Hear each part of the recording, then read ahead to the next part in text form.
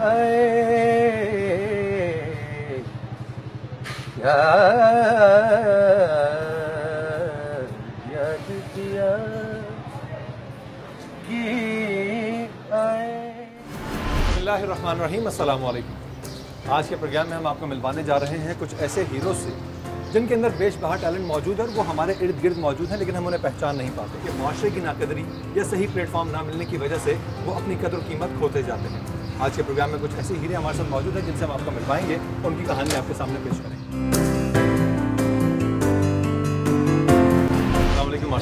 वालेकुम सलाम जनाब। कैसे हैं सर? खैरियत से? अल्लाह का करम। अच्छा मार साहब, आपकी कहानी के बारे में बड़ी दिलचस्प कहानी है। जी जी। बहुत से मीडिया चैनल्स पे, बहुत से जी। मैगजीन्स में, अखबारात में आता रहा। जी जी।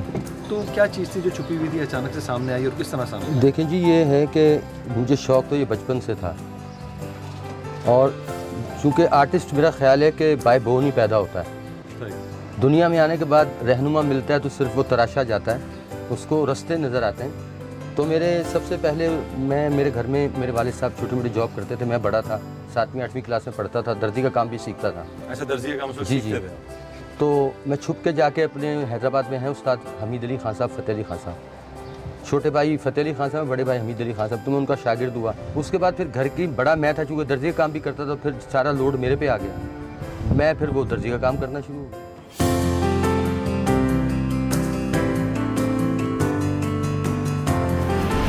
इस तरह मेरी कहानी चलती रही। जब मेरे बहन भाई थोड़े से बड़े हुए, थोड़ा थोड़ा सा काम करने लगे, तो मैंने कहा चल यार कराची चलता हूँ। कराची आ गया। कराची आने के बाद कुछ लोगों ने मुझे सुना तो उन्होंने मुझे छोटे मोटे प्रोग्राम देने शुरू किए। वो करते करते करते मैंने कहा चलो यार अब थोड़ा रास्ता बनेगा तो फिर मेरे को सीखने का भी मौका मिल जाएगा। तो दूसरा चैनल पाकिस्तान का शुरू होता PTV के बाद NTM चैनल, तो म्यूज़िक चैलेंज प्रोग्राम शुरू हुआ था पहला। उसमें मैंने ग्रैंड फिनाले तक गाया। ग्रैंड फिनाले तक आप मैं पहुंचा, जिसमें नईम बासरूफी भी थे, शाजिया मंजूर भी थी, ये सब लोग सिंगर थे। मेरे को उसमें बहरहाल चौथा नंबर मिला। तो हमारे कराची के हालात कुछ ऐसे थे कि ये होता है ना कि जब आदमी को लोग देखते तो लोग बुलाते हैं जी, फंक्शन पे बुलाते हैं या उसको बुला के सुनते हैं। तो कराची के हालात ऐसे थे, कभी कर्फ्यू लग रहा है, कभी कुछ हो रहा, तो वो बैक होते गए। फिर मैं पीछे आ गया, मैं फिर दर्जी का काम करना शुरू हो गया। तो वो करने के दौरान ही मैंने सोचा चलो यार अब 4 पैसे इकट्ठे करके घर लेके कुछ पैसे कहीं लगाऊंगा और फिर मैं अब सिर्फ सीखूंगा, मुझे घर की फिक्र नहीं होगी, मेहनत करूंगा, रियाजत करूंगा। बचपन से था? बचपन से मेरे को इश्क है। मेरा बड़ा अच्छा दोस्त मेहरबान, उसने कहा यार तू दर्जी का काम ही कर ले। फिर मैंने कहा अब तो मेरी बीमारी से आंखें वीक हो गई यार, मैं दर्जी का काम तो आंखों का है, दिखाई नहीं, मैं कैसे कम दिखाई देता, अब नहीं कर सकता। तो उसने फिर मुझे रक्षा ले दिया कि चल यार तेरा घर की दाल चटनी तो चले। मैंने रक्षा चलाना शुरू कर दिया क्योंकि मैं तो बचपन से मजदूर हूँ।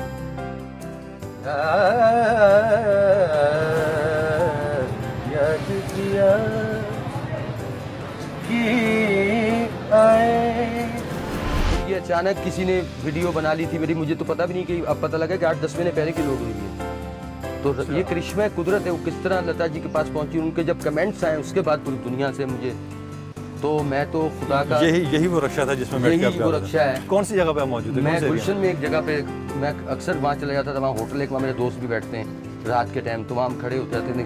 तो मैं उस दिन जल्दी चला गया तो कुछ सवारी नहीं थी, बैठा हुआ गुनगुना रहा था, किसी की आवाज़ आई जरा जोर से गाओ।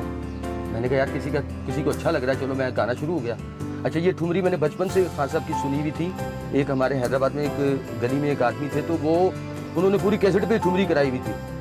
तो मैं उनके बाद कभी कभी जागना काम से आता था, टाइम मिलता बैठ जाता, तो ये थोड़ी सी मुझे याद हो गई, तो कभी कभी मैं ये गुनगुनाता था। वैसे तो मैं जितने कौन सी ठुमरी? ये याद पिया किया है थोड़ी सी, वो एक अगर आप वही वक्त सोचें, याद पिया किया ये दुख सहना जाए, हाय राम याद पिया। उस वक्त अपने मूड में आप गा रहे थे? बस मैं गा रहा था।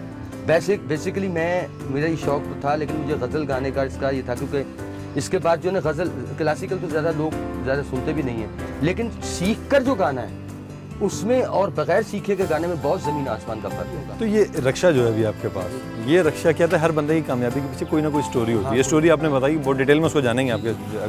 अभी मैं जानना चाह रहा हूँ कि आपकी कामयाबी में इस रक्षा का बहुत बड़ा का ही हाथ है। असल में देखें, लोगों की यही हमदर्दियाँ थी ना कि यार एक बंदा इतना अच्छा, ये अच्छी ज़ात अल्लाह की है, पता नहीं क्या नज़र आया मेरे में से जो मैं गा रहा था। तो वो रक्षे में तो मैं बैठा हुआ था कि मैं पराडो में बैठा हुआ होता या किसी सीट पे बैठा होता तो मेरा ख्याल है कोई, तो तो ये सबसे बड़ी मेरे लिए खुदा ने ये परवरदिगार ने मेरा वसीला बना दिया, क्योंकि पहले तो मैं कोई और काम करता, दर्जे काम करता था, कभी कोई काम मिल गया कर लिया, तो फिर एंड में मैं ये था कि रक्शे पे आ गया। मैंने कहा ये सबसे आसान काम है यार, चलो घर की रोटी तो चलेगी। तो मुझे तो शर्म कोई थी नहीं, मैं तो मजदूर आदमी हूँ। और रक्षा आपका जरिया बना अल्लाह ने पहुंचने का। बस ये रब्बे करीम, ये कृष्ण कुदरत है। अच्छा, वो लम्हा कैसा था जब आपकी वीडियो जो है जब चली सोशल मीडिया पे चली, उस वीडियो चलने के बाद जब आपको पता चला कि लता के कमेंट्स आए? मैं सोच नहीं सकता, 2-4 दिन तो मेरा दिमाग ही अजीब रहा कि यार ये क्या हो गया।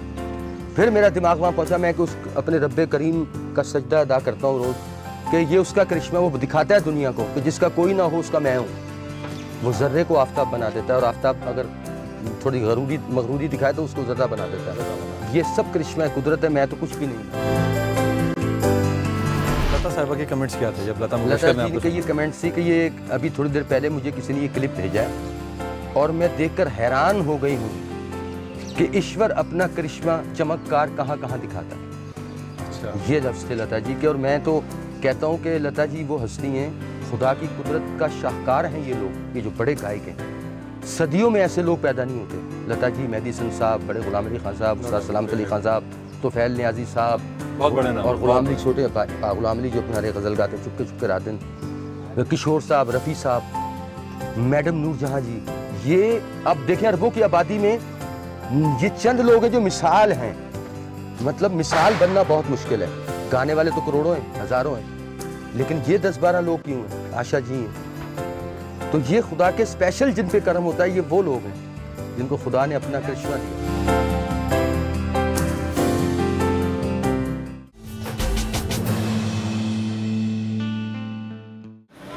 वो ये दुख सहाना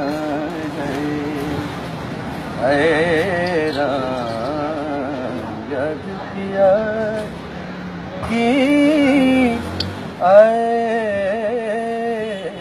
ये रियाज का जो जुनून है आपका कि मैं सीखना है, मुझे म्यूजिक सीखना था आपको, इस सीखने में क्या एक होता है ना कि फैमिली बैकग्राउंड में कहीं कोई वाबस्तगी होती है, कुछ होता है, तो ये ऐसा नहीं। क्या ये जुनून कहाँ से आया था कि सीखने का? ये कुदरती है।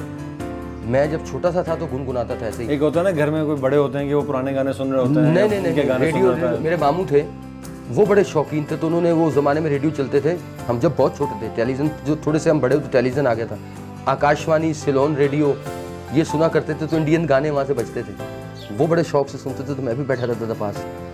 तो उनको क्लासिकल सुनने का भी बड़ा शौक था। कभी उस्ताद सलामत अली खान, अमानत अली खान साहब का कोई क्लासिकल आ रहा था वो सुनने, तो मेरी कुदरत के अंदर वो बात ही गाला, मुझे कुछ पता नहीं है और मैं वो सुन रहा हूँ और मुझे मज़ा आ रहा है। यानी ये अल्लाह की तरफ से है ना, वो अंदर वो चीज़ बचपन से। तो मेरा ये शौक था कि यार मैं क्लासिकल गाऊँ, मैं ये गाने का शौक पैदा हुआ सुन के। हाँ, सुन। अच्छा, हमीद खान साहब आपने बताया कि वो आपके उस्ताद थे, बाद में हम स्कूल में उन्होंने जब मुझे सुना, उन्होंने कहा कि तेरे अंदर बेटा बहुत टैलेंट है। 1 महीने ट्रेनिंग भी दी उन्होंने। जहाँ देखें, जब तक बाय बोन आपके अंदर नहीं होगा ना, आप कितना ही सीख लें, आप थ्योरी तो आपको याद हो जाएगी, लेकिन प्रैक्टिकल नहीं कर सकते आप जब तक आपके अंदर वो जरासीम नहीं होंगे। तो वो मेरे उस्ताद कहते थे कि खुदा ने तुझे भर के भेजा है, तेरे अंदर ये भर के भेजा है तुझे, अब तुझे थोड़े से रास्ते याद करने। दर्दे दिल, दर्दे जिगर, दिल में बसाया अपने दर्दे दिल। जब वो 1 महीना आपका उस्ताद रहे, जी ठीक है, इसके अलावा कौन है उस्ताद आपका? आपने किसी सीखा या क्या था? अब ये जब ये मुझे नहीं पता, जब ये वीडियो लोड हुई है, ये सब कुछ हुआ, तो मैं यही दुआ करता था परवरदिगार, क्योंकि वो जो मैंने कमाया था वहाँ से वो तो बीमारी पे लग गया सब कुछ। फिर जब सब कुछ ख़त्म हो गया, मेरे बहन भाई ने भी मेरा साथ दिया, तो मतलब कुछ सपोर्ट ही नहीं थी। मैंने बड़ी अप्रोच की कि नौकरी मिल जाए, कुछ हो जाए, लेकिन कुछ नहीं हुआ। तो फिर मैंने रक्षा चलाना शुरू कर दिया। इसलिए मैं शर्म तो मुझे इसलिए नहीं थी कि मैं बचपन से मजदूर हूँ, मैंने कभी अपने आप को ये समझा ही नहीं कि मैं कोई फनकार हूँ।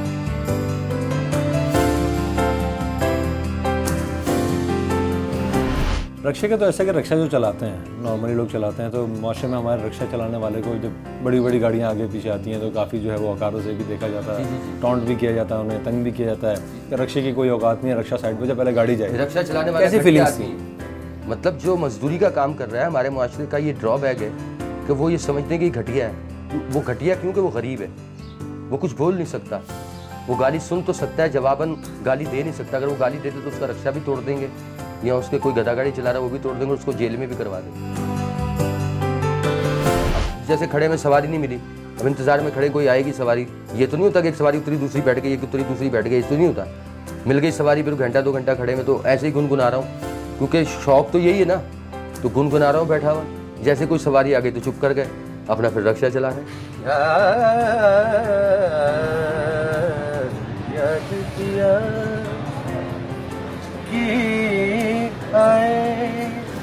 आपने अब तक किसी से नहीं सीखा था, आपने जो है बताने से पहले 1 महीने की ट्रेनिंग ली थी अपने उस्ताद से, हामिद खान साहब से। उसके बाद जो है आपने मुसलसल सुनते रहे, सीखते गए। अब आप क्या सीखने की तरफ जा रहे हैं? मैं यहाँ पे मेरे उस्ताद जी हैं, मैं बचपन से उनको देखता था, मैं कहता था अल्लाह कभी ऐसा वक्त आए, क्योंकि उस्ताद हमीद अली खान साहब वो तो हैदराबाद में रहते हैं। उनके बाद मुझे खान साहब इदरीस खान में वो बात नजर आई कि जिस तबीयत का मैं हूँ उसी नेचर के भी वो हैं। तो मैंने पहली फुर्सत में जब लता जी का एक क्लिप आया कि आप रक्षा छोड़ें और माइक पर आ जाएं, तो मैंने जो सबसे पहला काम किया है उस्ताद जी की शागिर्दी इख्तियार की। रक्षा छोड़ दिया। उस्ताद इदरीस हुसैन खान साहब की शागिर्दी इख्तियार की है कि मैं इसको बाकायदा सीख पाऊँ। जो क्लासिकल का जो एक तरीका है, अगर मैं गज़ल गाऊँ, गीत गाऊँ, तो मुझे उसमें आसानियाँ पैदा हों, उसके रास्ते पता लगें। ये असम साहब, ये मुमकिन है कि आपके उस्ताद साहब से मिल? हाँ जी, मैं आपको लेके चलता हूँ अपने उस्ताद जी से, बिल्कुल ज़रूर मिलवाता हूँ आपको, क्योंकि हम देखना चाहेंगे कि आपने आज तक सीखा नहीं। जब आप उनकी शागिर्दी में गए तो कुछ शराइत वगैरह उन्होंने रखी थी कि नहीं? इसमें देखें, एक तो अकेडमियों के उस्तादी शागिर्दी जो अकेडमियाँ खोल के बैठे हैं वो कुछ और काम होता है। ये बाकायदा जो उस्तादों की रीत है शागिर्दी होने की, मैं बाकायदा उस तरीके से शागिर्दी हूँ।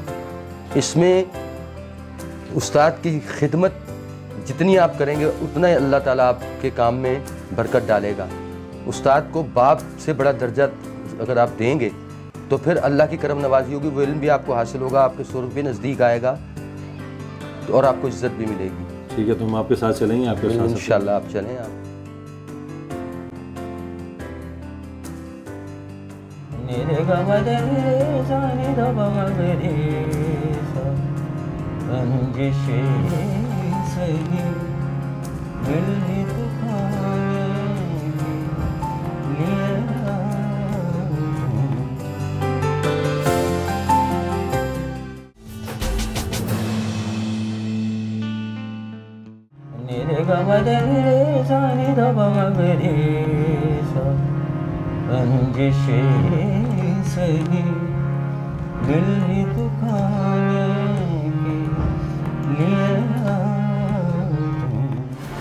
बड़े बड़े लोग इनके शागिर्द हैं और हारमोनियम बजाते हैं, लेकिन हारमोनियम बजता नहीं, हारमोनियम गाता है। अच्छा, ऐसा खान साहब मुझे ये बताइए, इसमें ये मास्टर असलम साहब की जो कहानी है कि जिस तरीके से इन्होंने एक इनकी वीडियो गई, लता मंगेशकर तक पहुंच गई, दिलेर मेहदी ने सुनी, फिर उसके बाद मीडिया पर इनकी धूम मचना शुरू हो गई, लोगों ने देखना शुरू कर दिया, अखबारात में, मैगजीन्स में आगे पीछे इंटरव्यू चलने लग गए।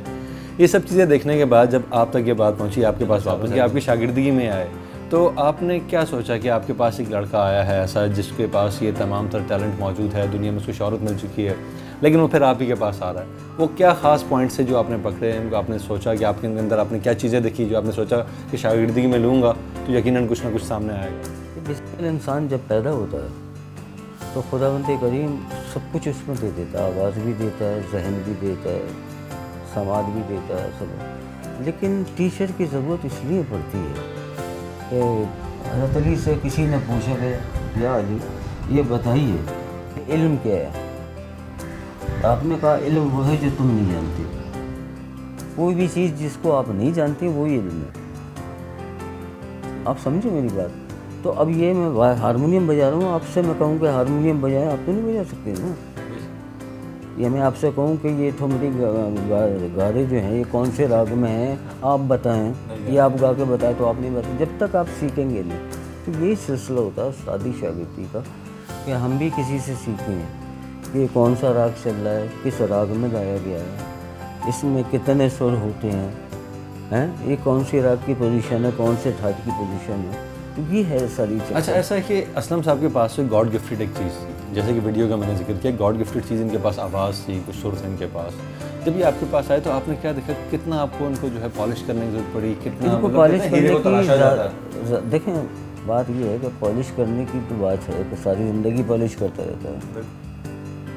सारी ज़िंदगी आप कौन सी भी BA कर लें, MA कर लें, PhD कर लें, फिर भी आपको सेटिस्फाई नहीं होते हैं और सीखते ही रहते हैं। तो ये इल्म भी ऐसे ही है, समंदर है, एकदम कोई कंप्लीट नहीं होता, कंप्लीट खुदा की ज़ात है। तो ये जितना सीखता रहेगा आदमी उतने, क्योंकि बेसिकली इनकी आवाज़ बहुत अच्छी है, अंदर से कुदरत ने इनको आवाज़ एक अता करी हुई है। अब इनको ज़ाहिरी बात है गाना तो इनके अंदर है, लेकिन अब ये क्यों सीखना चाह रहे हैं? इसकी वजह क्या है कि कुछ ना कुछ कमी महसूस हुई होगी इन्होंने।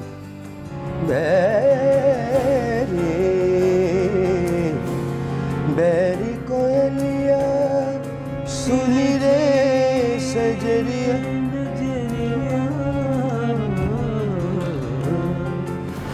मैं अल्लाह ताला ने बहुत बड़ी सलाहियत दी है, और अगर ये तरीक़े से स्टेप बाय स्टेप सीख लें तो बहुत बड़े दुनिया के गुलकार हो सकते हैं मेरे साथ। अब लता जी शागिर्द हुई खान साहब बड़े ग़ुलाम अली खां की, हालांकि उनके पास वो आवाज़ बहुत बड़ी थी, दुनिया की मालूम थी, लेकिन उसके बावजूद भी खान साहब बड़े ग़ुलाम अली की शागिर्द हुई, उस्ताद अमीर खान साहब की इंदौर वालों की शागिर्द हुई। तो कुछ उनमें क्या कमी थी ये मुझे बताइए? आवाज़ तो उनके पास भी थी, इल्म की कमी थी। अब जो आम गीत गज़ल है हम लोग, मैं गाता हूँ अल्हम्दुलिल्लाह सारे सब में गाता हूँ, लेकिन ये क्लासिकल जो काम है ये बग़ैर सीखे नहीं आ सकता, बग़ैर उस्ताद की रहनुमाई के। मिसाल रास्ते, आपको यहाँ से लंदन जाना हो तो पहले कोई आपको रहनुमाई करेगा ना कि भाई यहाँ से रास्ते से यहाँ जाओगे, फिर तुर्की जाओगे, तुर्की से वहाँ जाओगे। तो बेसिकली सीखने का मकसद है कि अगर मैं कोई गज़ल गा रहा हूँ तो वो किस राग में है, तो उसके रास्ते कहाँ कहाँ है। गज़ल इससे ज़्यादा मुश्किल है। अच्छा, इससे ज़्यादा मुश्किल है। अच्छा, गज़ल गाएगा ही वो जिसको क्लासिकल।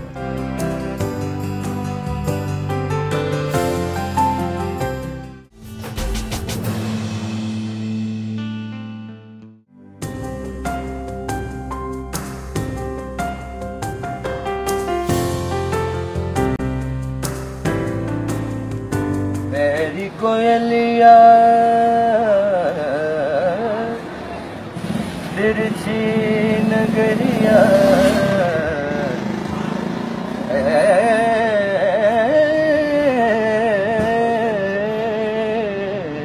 अच्छा, आपने टेलरिंग का काम किया, ठीक है, आपने रक्षा भी चलाया और बहुत ज़्यादा बता रहे हैं किस चैनल्स पे भी काम किया, बहुत सारे काम किए, इन उंगलियों ने बहुत सारे काम किए, और आज हारमोनियम भी आपके पास मौजूद है।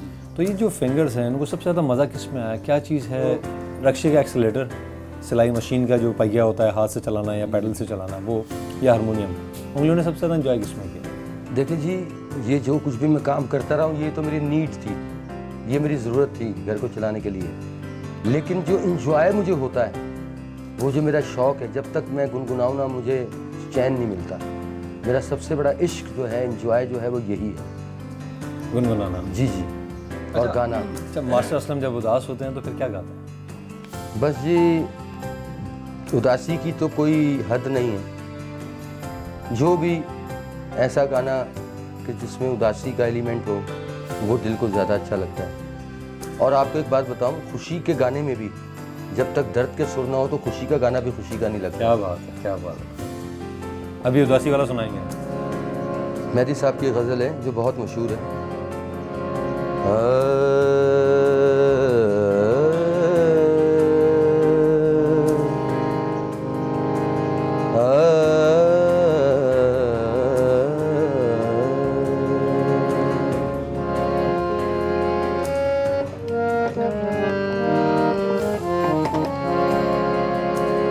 रंजिश ही सही दिल ही दुखाने के लिए रंजिश ही सही दिल ही दुखाने के लिए रंजिश ही सही फिर से मुझे छोड़ के जाने के लिए रंजिश ही सही किस किस को बताएं जुदाई का सबब हम किस किस को बताएंगे, जुदाई का सबब हम। तू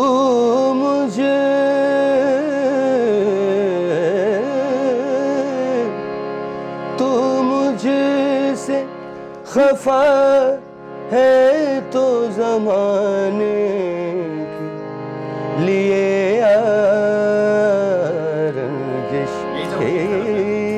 से। खुश होते हैं आसाम साहब तो फिर क्या, खुश होते हैं तो फिर क्या गुनगुनाते हैं?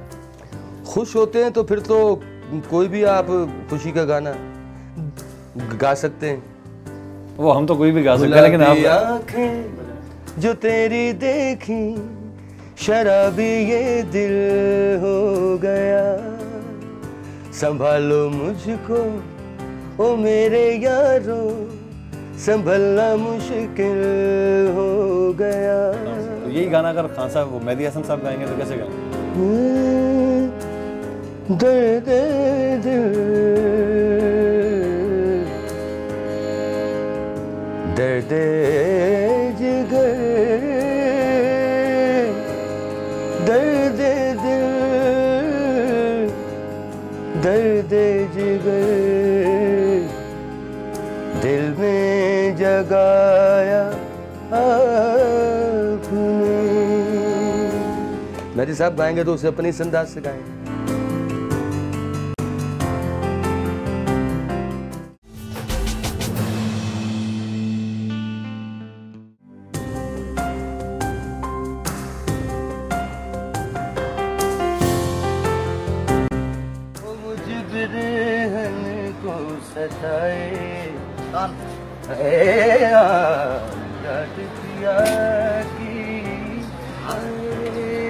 वो सब ने जब आपका सबको जब वीडियो सब ने देखा तो तकरीबन सब आपके लिए रोए। तो ये देखो क्या हो रहा है, तो भाई मेरा दिल करता है कि मैं म्यूजिक का काम ही छोड़ दूं।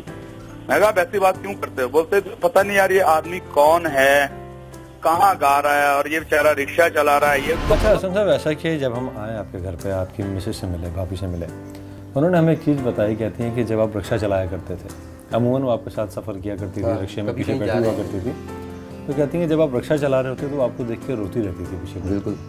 और वो ये सोचती थी कि इतना टैलेंटेड बंदा है, इतना टैलेंट इसमें मौजूद है, उसके बावजूद आज ये रिक्शा चला रहा है, और पीछे बैठ के वो रोती रहती थी। बस वो यही कहती थी, क्योंकि जब मेरी शादी उससे पहले कुछ चैनल्स वगैरह पे मैंने काम भी किया या कुछ गाया भी, तो वो उसने देखा ही नहीं। तो वो दिन कब आएगा जब मैं देखूंगी कि मेरा शौहर भी इस तरह टीवी पे आके गा रहा है और मैं देखूंगी। वो यही देख सोच सोच के रोती थी।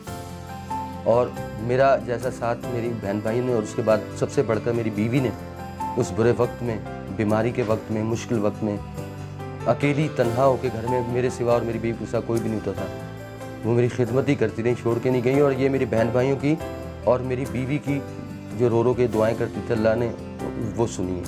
और इतना बड़ा करिश्मा कुदरत किया है, मैं तो किसी काबिल भी नहीं। कि आज उनके क्या तासुरात जब उन्होंने देखा कि एक मायनाज गुलकारा और ज़्यादा रो के सजदा अदा करती कि परवरदिगार तूने मेरी सुन ली, मुझ गुनाहगार की सुन ली, और तूने इतना बड़ा करिश्मा कर दिया। हम तो इस काबिल ही नहीं, हम तो बहुत गुनाहगार और बहुत छोटे लोग हैं, लेकिन तू सबसे बड़ा है, तेरी ही ज़ात सबसे बड़ी है। दुनिया चाहे कितनी बड़ी हो जाए कुछ भी नहीं है, सिर्फ वही रब्बे करीम है जो सबसे बड़ा है, जो ये दिखाता है दुनिया को कि मुनाफकत छोड़ दो और इंसानों, मेरे बनाए हुए इंसानों के काम आओ, अपने दिल में सिला रहमी रखो। क्योंकि अल्लाह पाक फरमाता है कि जिसने इंसान, मेरे बनाए हुए इंसान के लिए सिला रहमी दिल में ना रखी, मैं रोज़े क़यामत उस पर रहम नहीं करूँगा। तो अल्लाह ताला मेरी दुआ है कि लोगों के दिलों में ये बात पैदा करें, हम बींगे मुस्लिम, कि जो आपसे कमज़ोर है उसको खड़ा करने की कोशिश करें, उसको तवज्जो देने की कोशिश करें। मैं बहुत सारे लोग ऐसे भी हैं जिन्होंने सीखा भी है, बेचारों ने मेहनत भी की है, लेकिन गुर्बत ने उनको कोई प्लेटफार्म नहीं मिल सका, उनकी कोई पजीरा ही नहीं कर सका, वो आगे ही नहीं आया।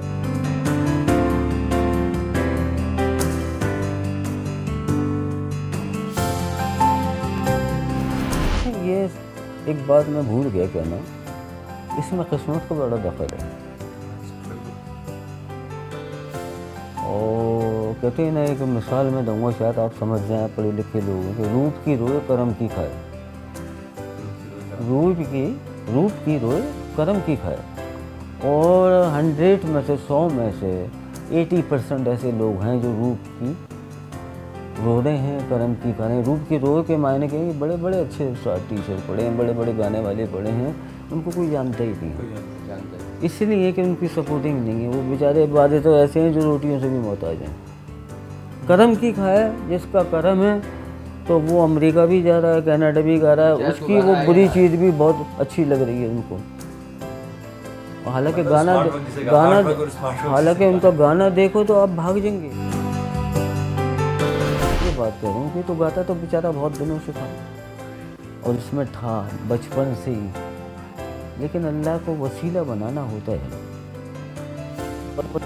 जिसके एक वसीला बनाया और समझा कौन उस चीज़ को कि जो दुनिया की उससे बेहतर खातून दुनिया में कोई इतना बेहतर खातून, उससे अच्छी सिंगर है ना कोई।